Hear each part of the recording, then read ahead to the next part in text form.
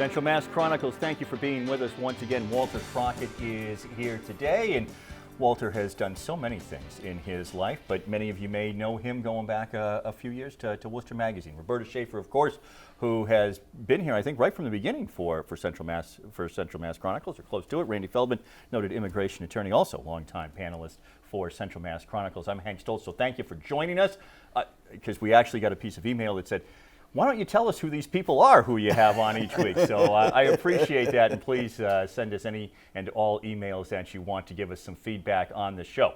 So what we do here at Central Mass Chronicles is we talk about things from a Central Mass point of view, whether they are national or statewide, or particularly things that are happening in our own community, and that's where we're going to begin today, the path to Polar Park, and the groundbreaking that is happening for Polar Park. And Randy, why don't I begin with you, because certainly Polar Park over the next 2 years is going to change Worcester and the landscape of Worcester, and I'm going to let people kind of go where they want with this, whether it is the jobs that are being created now, the spinoff, the gentrification that people may fear, just the fact that if you own a business down in the Canal District, is it that you are going to be a millionaire and you're going to be rich, or how am I going to survive for the next 2 years with all the construction going on and the parking problems that are supposed to well, I'm sure will be happening. But Polar Park, groundbreaking, this is certainly going to change Worcester. Yeah, to the city and the state's credit, I would say that they took a piece of land that was generously turned unusable, like there were pollutants. It was not developed. It was just sitting there. And instead, they're going to build a beautiful $100 million edifice to Worcester, to entertainment, to trying to put Worcester on the map and create enough critical mass that we become what you would have thought as Worcester's second largest city.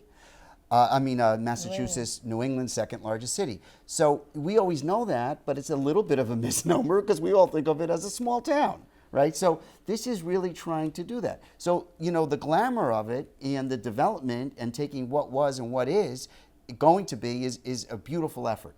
You do have to wonder, is it going to work, right? Because you do have to wonder where all these market rate apartments are going to get people to fill them at the prices new development asks for. I'm really not sure in the city of Worcester, I doubt in the city of Worcester, that there's enough people to fill those apartments, but whether this will be enough of a critical mass and a draw from all over the state, parts of New England, so that Worcester really does become a bit of a jewel in central Massachusetts, and we all do develop economically, creatively, entertainment, leisure time activities. And there's a lot of talk about affordable housing that's going on right now. Walter, when you think about Polar Park and this groundbreaking and what it means in the future of Worcester, what do you see? Well, one thing I see is a line in the story about it that says that it's a 10,000-seat stadium with up to 500 parking spaces. So I'm wondering, where are the other 95% of the people going to park? Number two, I see them making a real mess out of. I think they've put a big stadium on a major, not only commuting but business route, right smack dab in the middle of it, and they're going to end up spending 3 times the amount trying to fix the highways and the roads after they finish this. Once they realize that they've butchered Vernon Hill, and also the commute out to Barry and Paxton, etc.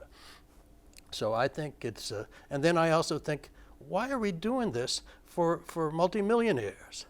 You know, why are we giving them this and taking back, $36 million later on, maybe over 30 years? What's the point of that?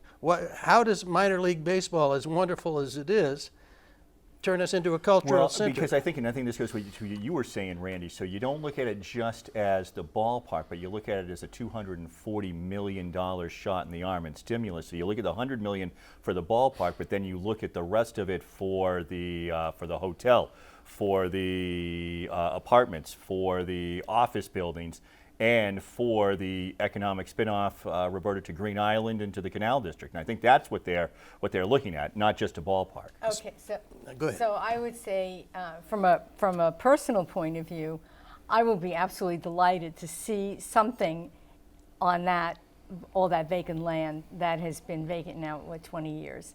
And it's a real eyesore to pass by a major entryway, to go through a major entryway into downtown and to see this vacant land. We look like, we don't look like the second largest city in New England if you come in that way.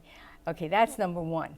But on the other side of it, and so I think it will certainly enhance that whole area. And if you get off 290 over there on a day that's not a ball game and you hit the traffic, you will be happy to drive up there through that passageway and see, the stadium and other development on the other side of Madison Street. Okay. On the other hand, I do not think that the finances will work in the end, and the taxpayer will be footing the bill for this. Well, that can I just happens, ask both you and Walter about Yeah. that? So when we're looking at it, what is it that we're talking about then? Okay, Like, so so- at the end of 20 years, and I've seen all the stories, Right. it's hard to get that money back. But do we get the good press? Is there spin-off? Is there yeah, intangibles? Look, there's the intangible is that there's a certain amount of civic pride that goes with having, even if it's a minor league team, it's a minor league team of the Red Sox. And the Red Sox are an important factor in all of New England. And it's an important team in the AFL. No, I'm sorry, in the American League. In the American League. What's it? Major League MLB. Baseball. Major League, okay, the MLB, whatever it is. Sorry, I got my sports mixed up. Here, I thought it was being, big shot here. I was gonna give you the initials. Gave it a try. Right, okay. So, there is that intangible, and I don't think it will be prohibitively expensive for the ordinary person to go. Yeah, the box seats are going to be occupied by, very wealthy people. Businesses will buy them, just as they have in the past. Okay, so that's the intangible. The finances, as much as they're going to try to make them work, I don't, and especially if they have a community benefits agreement, that costs money. It's not going to work. Well, I in want to the get end. into the community agreement because the two of you have written Right, so well it's- about it. But I wanted to just have Walter jump in too, because his really is a philosophical. I mean, when you talk about that, that's like a real philosophical disagreement. I mean, that's just Which part don't of give money to millionaires. Right. Well, there's substantial documentation of that for stadiums around the country and around the world. You're throwing your money away, and they're taking it. Plus, the minute things go south in Worcester in any way, or even if the grass is greener, they can pick up and leave.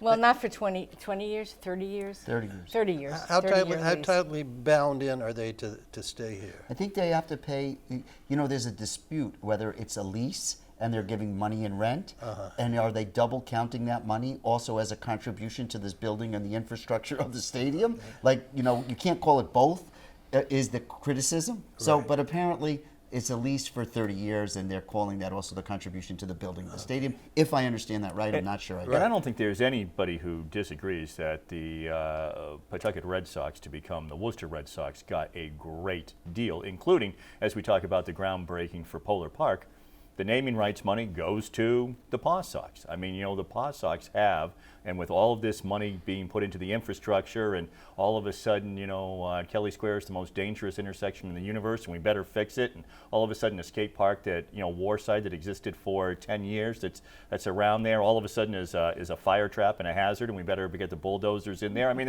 there's no doubt that there's already been some changes happening just because the Paw Sox are coming into town. Right. Well, it's an example of socialism for the rich, really. And I'm not a socialist, but if you're going to have socialism in any form, it should benefit all people at least. It shouldn't be just money that we give to the rich because we have a dream. I just don't see that. I mean, we lead the nation in homeless students, isn't that correct? Didn't that just come out a week or two ago? What will this do for them? So the other thing is, I don't believe in spin-off. I don't think we ever saw a significant spin-off from any of the projects at Worcester Center, ever.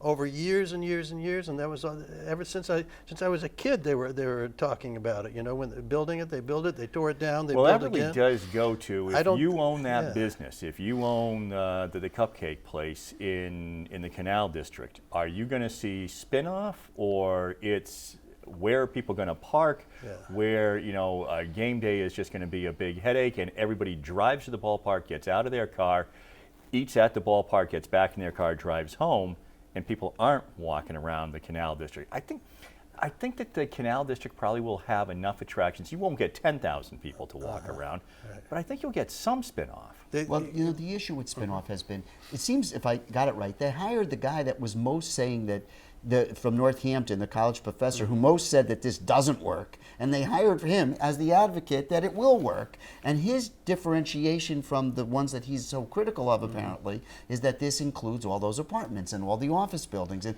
this is not just a stadium, and that's why this one will work. My only It question, wasn't a paycheck from the city that made him see things differently? None of that development is guaranteed, right? I mean, there's nothing that makes that happen. No, no. I mean, I think that's it's not still- guaranteed, but it right, looks right. like it's going to happen. Now- I think you're right about And they're that. counting on that money from Madison to pay off the loans. Yeah. That's why they say that it's not going to hit the taxpayer, because the money is going to come from the taxes. And they have to have other events. It can't just be a Right, ballpark that is right. only ball games. Right, but Right. but this is water under or over the dam. I mean, it's not. It's Of the happened. canal.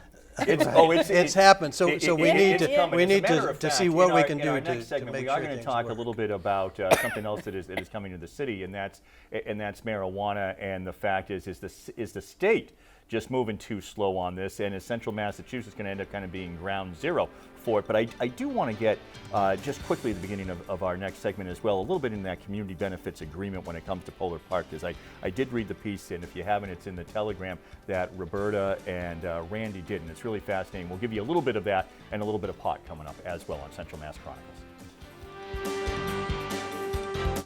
Local news from Central Massachusetts for Central Massachusetts. Mass Wildlife is urging drivers to watch for turtles on the roadway. Police are investigating a string of car break-ins in town. The crash happened in the area of 987 Main Street around 8:45. Close call in Oxford when a driver steps on the gas instead of the brakes. Reporters in the field. And an in-depth local forecast. Worcester News tonight on Charter TV3. This one to left center field. See you later. Got him with a slow knuckleball. Line drive into right field. Out goes the second baseman Urania, but he can't get it.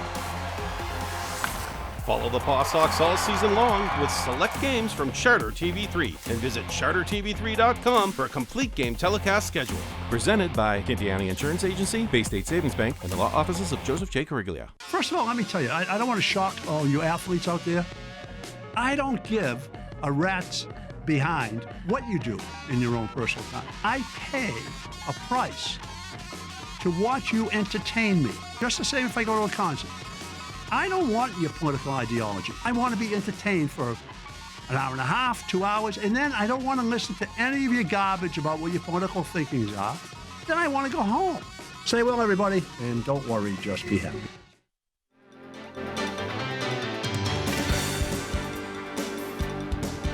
So I do want to touch on this community benefits agreement, but let me quickly just kind of go around our round table here for Central Mass Chronicles and talk a little bit about an article that had appeared that I did find interesting about is Massachusetts actually, Walter, moving a little bit too slow. So we've decided that we're going to have recreational pot.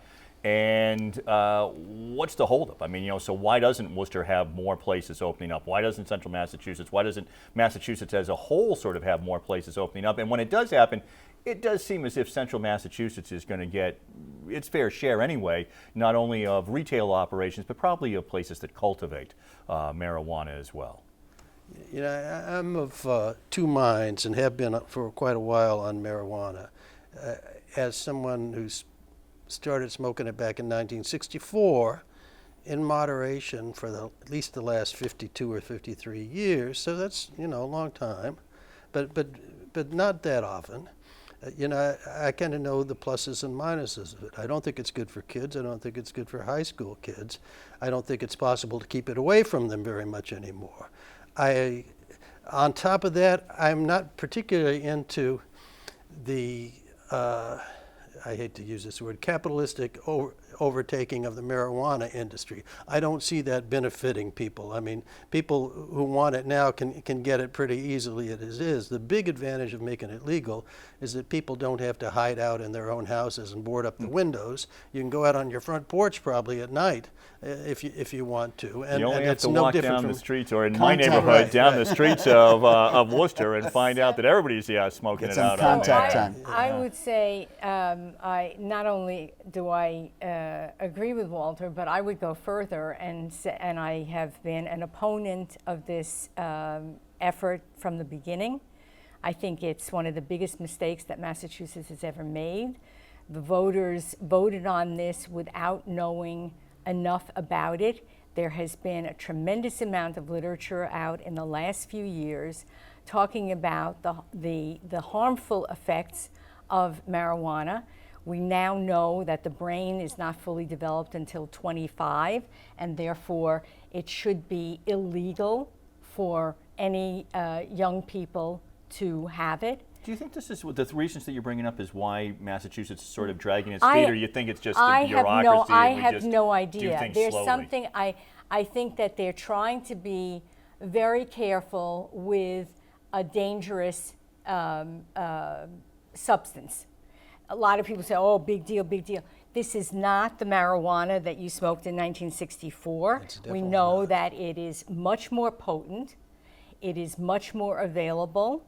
And we know from looking at studies in states that have had it now for a few years, particularly Colorado, where the incidence of accidents of people high on marijuana has increased tremendously. Emergency room visits by kids who are in elementary school. I think our governor made a huge mistake by not coming out against it when he waited till the last minute. This was a huge mistake on his part. So people just said, oh, big deal, and so they voted for it. Well, especially because we had put the medicinal, I think, in front of it, gave kids a new generation, maybe some different ideas. I mean, my medicinal Jim Beam at night. I don't know, you could throw medicinal in front of anything, but I just wanted to say, Roberta, on top of that, isn't some of what you're saying, though, reasons to regulate it? So now you know what's inside absolutely. it and the revenue. I'm waiting. In a few years, there is going to be a movement in Massachusetts to undo it. And I will be front and center fighting against it to get this made illegal again. Under certain, that it could be legal under certain circumstances. There was an article the other day, and I think it was in the Wall Street Journal, I think an op-ed, that talked about that in the end, there will be a compromise.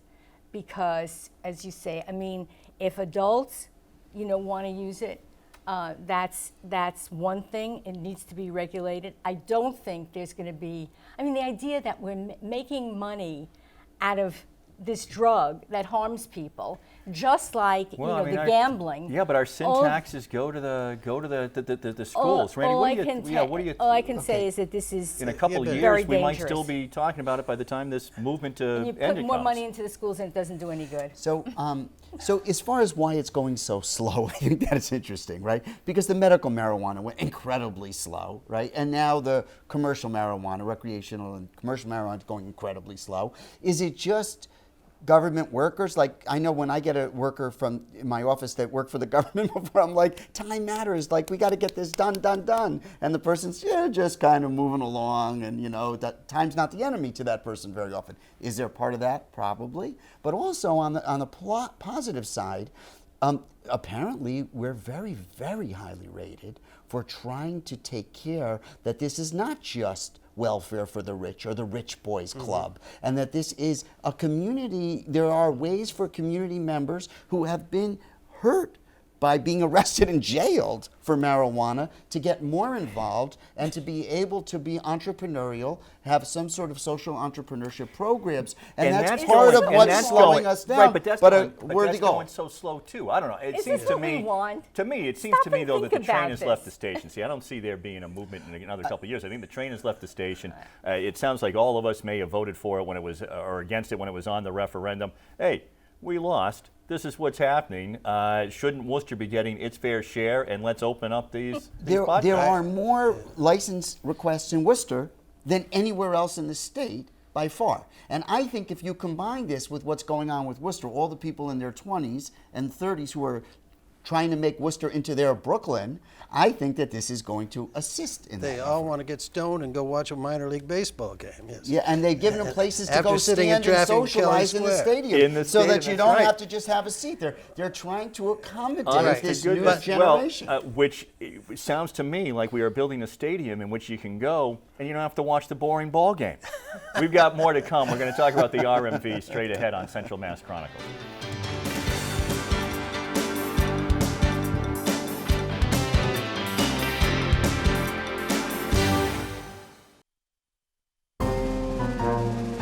Jim McGovern has been in Washington, D.C. for so long that if you put him in a car and asked him to drive through Kelly Square, he couldn't do it. Who couldn't love a community that expects you to pull over and wipe your feet before you cross the town line? I just was in the mood for the Three Stooges, and they weren't on, but you know what? I was lucky I came across the Worcester City Council meeting. It was great. I actually had more fun. This one to left center field. See you later. Got him with a slow knuckleball. Line drive into right field. Out goes the second baseman Urania, but he can't get it. Follow the Paw Sox all season long with select games from Charter TV3 and visit chartertv3.com for a complete game telecast schedule.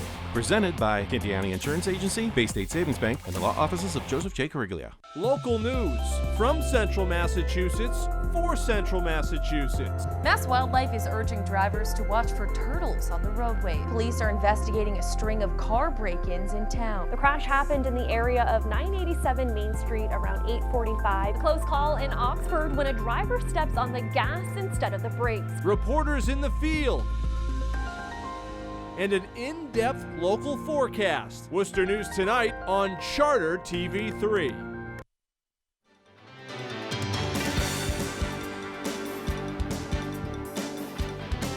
So, listen, I mean, this is as horrible a tragedy, and I know that you all know about it, so I'll just do the shorthand. You get somebody who should not have had their license. License should have been pulled because they had a DUI in Connecticut. Because of a snafu with the paperwork, this young man is behind the wheel, working for a company. He's behind the wheel of a truck. He ends up in New Hampshire taking out 7 bikers dead because of someone who, imagine if it was your family member and it turns out he really shouldn't have had that license. Would it have kept him off the road? I don't know, but he probably wouldn't have been in that spot at that time. No, he had a green card. Yeah. Oh. He's not illegal. Yeah. But Roberta, I will start with you. What we're finding out, and as I looked at it yesterday, and I'm sure that the number has risen by today, it was over 1,100 licenses that have now been pulled in Massachusetts because this has just been going on forever, storing paperwork in boxes. Yeah, this was a major error. This will be remembered as a real black mark on the Baker administration because that should not have happened. You can't, they'll have to get to the bottom. There'll have to be an investigation to find out how those boxes that should have been gone through were left in some office in Quincy. This is just not acceptable. And I don't know whether, you know, in every administration there are political appointments. We had that when Ginny Buckingham was the head of Massport and 9/11 occurred on her watch. I'm sorry, but she did not have the credentials to be head of Massport. And after that, I'm sure you've noticed that Massport has completely changed. There are all professionals who know everything about everything that goes on at airports.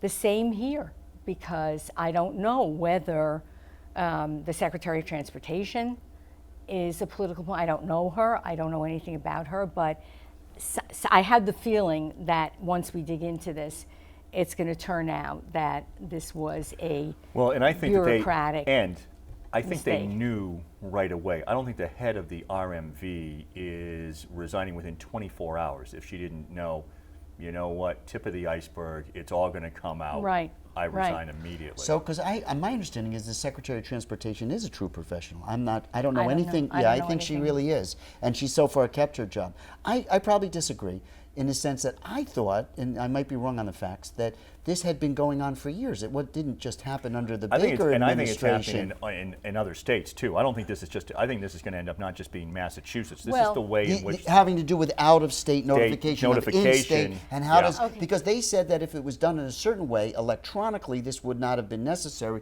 But when certain fields are not filled out, it's not an easy one, then it has to be looked in with particularity, and that's a paper process. And that I thought this paper process had been slow or not done as effective as it should be for many, many years. I don't think this that's is not the just case. Baker. I don't think that's the case. I think there came a time where the backup began. It's not clear to me, because they haven't really, as far as I can see, they haven't said who was in charge at that time. Was it the responsibility of the former registrar or not? I mean, she had a bunch of bad things happen, bad press during her tenure, but on the other hand, they did turn around customer service pretty dramatically. If you go down now to get a license or something, it's vastly improved. True. So I don't know who did that. But I think to everybody's point, I think at some point it became, you know what we do?